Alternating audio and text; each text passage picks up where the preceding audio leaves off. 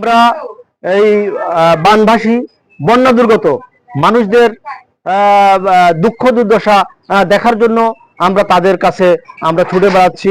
আমরা এই ক্ষতিগ্রস্ত মানুষগুলোর যে আকুতি, তাদের যে আর্তনাদ, এই আর্তনাদটি সরকারের কাছে, উচ্চ মহলের কাছে, বিবেকবান মানুষদের কাছে, বিত্তশালীদের কাছে তাদের এই আকুতিটি পৌঁছানোর জন্য আমরা তাদের কাছে ছুটে আসছি। আপনারা দেখেন এই মানুষগুলো এই বন্যায় তাদের ঘর বাড়িগুলো যে কি পরিমাণ ভেঙে গেছে, তাদের ঘরে খাবার নেই, তাদের বিশুদ্ধ পানি নেই, তাদের ঘরে সেরকম তাদের বসবাসের মতন উপযোগী পরিবেশ নেই। এমত অবস্থায় আমরা যে ঘরে আসছি বা যে বাড়িতে আসছি, ওই বাড়ির একজন মুরব্বী তিনি আমাদেরকে আহ্বান করছেন যে আমাদের এই বিষয়গুলো আপনার উপর মহলকে একটু আপনারা অবহিত করেন। তো আমি এই মুরব্বীর কাছে জানতে চাই যে আপনার তো আমরা যেটা দেখতে পাচ্ছি যে আপনার ঘরটা ভেঙে গেছে এবং এই বন্যায় আপনারা অনেক ক্ষতিগ্রস্ত হয়েছেন। এই ক্ষতিগ্রস্ত অবস্থায় সরকারিভাবে কোনো অনুদান আপনাদের কাছে আসছে কিনা?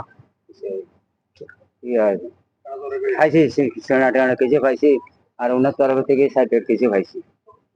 তো যাই হোক, উনি যেটা বলছে যে সামান্য কিছু শুকনো খাবার বিভিন্ন রাজনৈতিক দল থেকে দিয়েছে বা বিভিন্ন পেশাজীবী মানুষরা কিছুটা শুকনো খাবার তাদেরকে দিয়েছে, এটা তাদের জন্য পরিপূর্ণ না।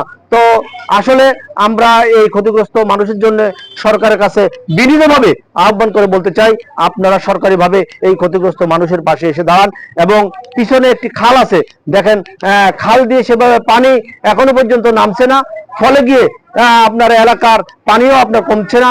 আপনার পিছনে একটু দেখান, পিছনে দেখেন কি অবস্থা, প্রতিটা ঘর আপনার ভেঙে গেছে এবং বসবাসের অত্যন্ত অনুপযোগী। এই জন্য আমরা সরকারের কাছে, বিত্তশালীদের কাছে এবং বড় বড় রাজনৈতিক দলগুলোর কাছে আমরা আমাদের পক্ষ থেকে উদাত্তভাবে আহ্বান করে বলতে চাই যে এই বানভাসী এই ক্ষতিগ্রস্ত মানুষদের পাশে এসে আপনারা দাঁড়ান, মানুষদেরকে সহযোগিতা করেন। আমাদের যার যতটুকু সামর্থ্য আছে আমরা সকলেই এই ক্ষতিগ্রস্ত মানুষের পাশে এসে দাঁড়াই। সকলকে ধন্যবাদ। আসসালামু আলাইকুম।